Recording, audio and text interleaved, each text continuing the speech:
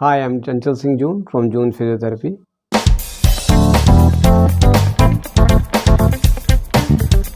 तो अभी जो एक्सरसाइज हम करेंगे वो शोल्डर की होगी सारी की सारी।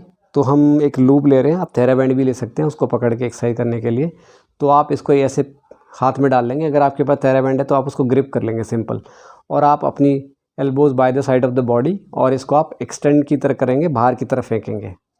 ठीक है, तो आप इसको काउंट करेंगे। इसमें आपके शोल्डर एक्टिवेट हो रहे हैं और काफ़ी लोड पड़ रहा है आपकी रोटेशन के लिए स्कैपुला पे, क्योंकि आपकी जो ये शोल्डर बोन है जिसको हम स्कैपुला या शोल्डर ब्लेड बोलते हैं, ये भी एक फ्लैट बोन है और ये भी काफ़ी हद तक फ्रैक्चर होती है। जो नॉर्मल फ्रैक्चर्स होते हैं, जैसे मैंने बताया था, हिप में, स्पाइन में, स्कैपुला में, वो काफ़ी कॉमन होते हैं, और रिस्ट में।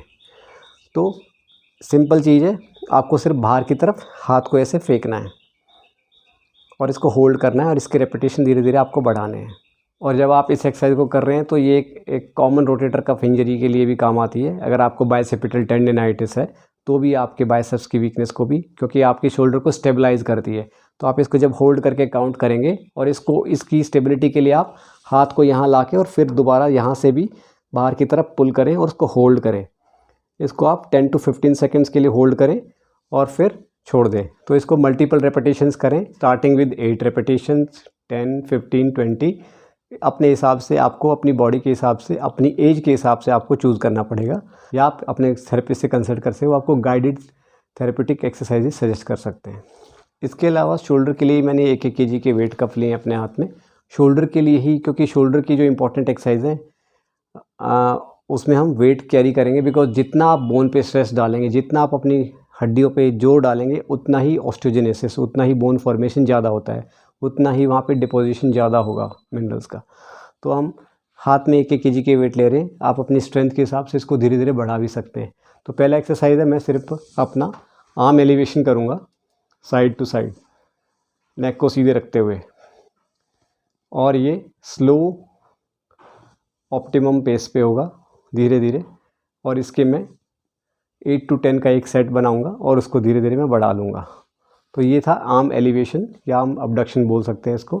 अनदर थिंग इज़, आप डब्ल्यू पोजीशन में आ जाएंगे, नेक स्ट्रेट रहेगी, और फिर आप शोल्डर को एलिवेट करेंगे। आप ऐसे नहीं रखेंगे, ऐसे ही रखेंगे, पूरा एलिवेट करेंगे, देन ड्रॉप, देन एलिवेट, यानी कि इस नीचे और ऊपर। डब्ल्यू पोजीशन से वाई पोजीशन में जाएंगे, और ये सेम 8 का एक सेट बनाएंगे, एंड देन उसको धीरे धीरे बढ़ा सकते हैं आप।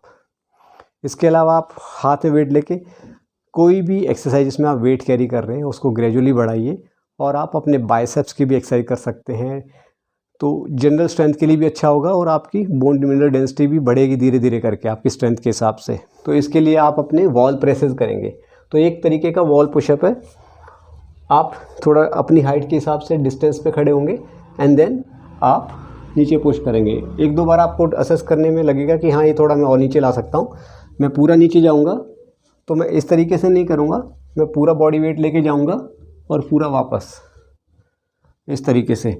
तो मेरे इस टाइम पे मेरे रिस्ट में, एल्बो में और शोल्डर में क्लोज चेन मूवमेंट हो रही है, और सारे जॉइंट एक साथ वेट ले रहे हैं, और ये मेरी अपर स्पाइन पे भी और सर्वाइकल स्पाइन पे भी अच्छा एक्सरसाइज है। तो इस तरीके से आप 8 के काउंट का एक सेट बना सकते हैं, एंड देन 10, 15 और 20 तक प्रोग्रेस कर सकते हैं धीरे धीरे करके। तो ये मूवमेंट है जो आपको करनी है वॉल प्रेसेस के साथ, या हमको वॉल पुशअप्स भी बोल सकते हैं। नेक्स्ट एक्सरसाइज के लिए आपको अपने बेड पे तिरछा लेटना है, ताकि आपकी चिन किनारे पे और आपके हाथ फ्री हो जाएं। अगर आपके पास कोई नैरो बेंच है तो आप वो भी लेके उस पर भी लेट सकते हैं, ताकि आपके आर्म्स स्विंग हो सके ऊपर नीचे। आप इसमें वेट लेंगे, वाटर बॉटल ले सकते हैं, कोई और कफ वेट ले सकते हैं जैसे मैंने लिया है, और सिंपल ब्रीद इन, ऊपर आएंगे, सांस छोड़ेंगे नीचे, ऊपर और नीचे। इस तरीके से आप 8 का एक रेपिटेशन करके एक सेट बना लेंगे, और फिर उसको धीरे धीरे बढ़ा देंगे।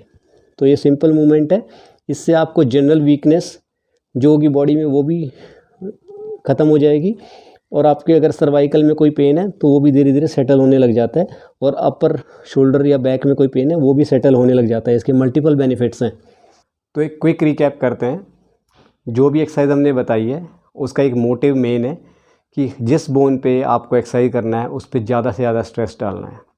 स्ट्रेस वेट ट्रेनिंग में ही होता है। जब आप एक्सपर्ट हो जाते हैं, हमने बिल्कुल बेस मिनिमम एक्सरसाइज शुरू करी थी, इसमें जो मैंने एक चीज़ कवर नहीं की वो होती बैलेंसिंग। अगर आपका बैलेंस वीक है तो आप अपना बैलेंस की भी एक्सरसाइज करेंगे, जिसमें कि आप सिंगल लेग पे खड़े होकर बैलेंस बनाना और बैलेंस वाली एक्टिविटी जिसमें कि नैरो गेज में थोड़ा चलना, तो काफ़ी ही फ्रिजाइल केसेस में, बहुत ही वीकनेस वाले केसेस में होती है, तो वो बैलेंसिंग एक्सरसाइज भी आप शुरू कर सकते हैं। साइड वॉकिंग जो मैंने इंक्लूड नहीं की वो बहुत ही बेसिक है, क्योंकि मैंने लेट की एक्सरसाइज बताई जो आप अपना पैर उठाते हैं। ये तो सारी एक्सरसाइजेज में एक ही कंसंट्रेशन है। अगर आपका थोड़ा भी मैकेनिक्स इधर उधर होता है चल जाएगा, बट आपको बोन के ऊपर अच्छा खासा वेट डालना ही डालना है। आपकी जॉइंट्स पे वेट ट्रेनिंग होनी ही ज़रूरी है। तो शोल्डर के लिए आप हाथ में वेट लेके एक्सरसाइज करें। लो बैक्स के या लोअर लिम्स के लिए यानी कि पैरों के लिए आप स्क्वाट सबसे बेस्ट है, और स्क्वाट और लंजेस जितना हो सके करें। पहले आप फ्री में करें विदाउट वेट्स, और फिर वेटेड स्क्वाट्स करें जिसमें आपके बार में वेट डाल के करते हैं। तो ग्रेजुअली धीरे धीरे प्रोग्रेसिव करते जाएं। आपने अगर आपके अंदर डेफिशिएंसी तो विटामिन डी के सप्लीमेंट लें, कैल्शियम के सप्लीमेंट लें, बिकॉज इनके बगैर आप उसको पूरा नहीं कर पाएंगे जो आपके डेफिशिएंसी है बॉडी के अंदर। तो मेडिसिन अपना काम करेंगी, एक्सरसाइज अपना काम करेंगी, और ये काफ़ी हद तक आपका स्कोर इम्प्रूव हो जाता है। पहली चीज़, इसको टाइम रहते संभालिए, रेगुलर चेकअप्स कराइए, अपने विटामिन डी और कैल्शियम लेवल्स को मॉनिटर करिए। सप्लीमेंट्स के लेने की ज़रूरत है तो सप्लीमेंट तो लीजिए, साथ में वेट ट्रेनिंग एक्सरसाइज को मत छोड़िए। ऐसा ज़रूर हो सकता है कि आपको रोज़ करने का टाइम ना मिले, but 4 times to 5 times a week आप अपने लिए समय निकाल सकते हैं। एक्सरसाइज थोड़ा करें बट स्ट्रेसफुल हो, अच्छे खासे वेट से करें, ताकि आपको बेनिफिट कम टाइम में अच्छे से मिले।